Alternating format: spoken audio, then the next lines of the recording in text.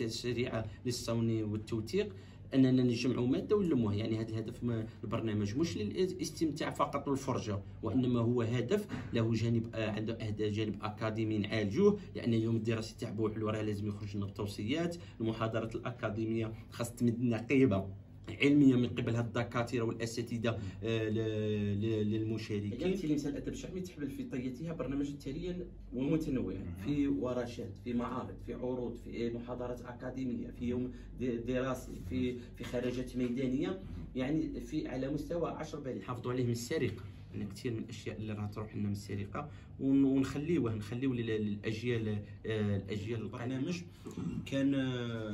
كان منذ سنه ونصف حظي برعايه او باشراف من وزاره الثقافه والفنون، وهذا شيء نفتخر به.